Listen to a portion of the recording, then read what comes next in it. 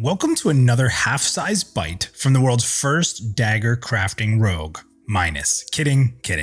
Today we are going to tie together a recent quote on Necros and Bards with a small piece of audio from an interview I conducted back in 2020 when I poked Joppa for some info on these two classes, which obviously the community is craving information for.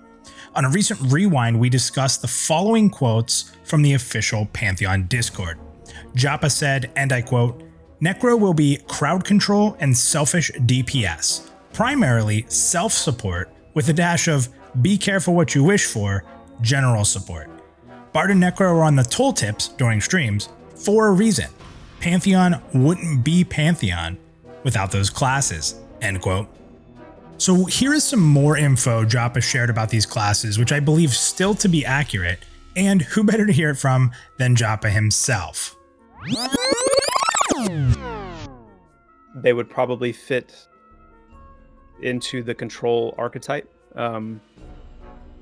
in terms of the kind of crowd control capabilities they're going to have. And interestingly enough, the Necromancer will as well. So when I said the Necro as well, I was speaking more to the control, not necessarily the support. Okay.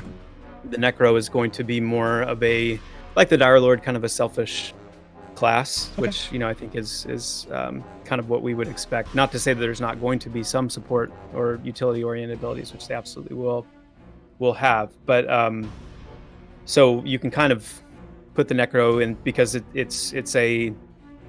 there are still some DPS elements to that class as well, and I would say even more so than the Bard for sure, in terms of like their ability to do damage, especially if we're talking about undead and other types of entities. I'd like to see it extend beyond undead, but trying to navigate here a little bit. No, it's fine. It's fine. It's great questions. The Bard, definitely, that the Bard, I think one of the things we love about the Bard is the idea of this just it doesn't matter what group it is, it doesn't matter what class makeup, the Bard is just always good to have. They're able to benefit just about any type of class and any type of gameplay element, and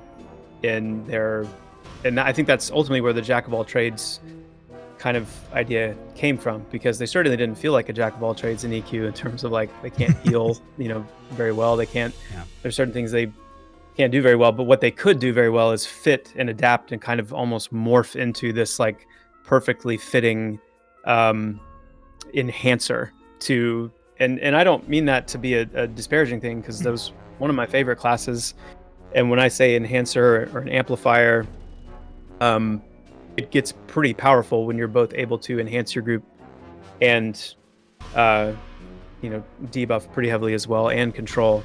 Hopefully this tiny taste gives some warm and fuzzies to those craving more info about Bards and Necros out there.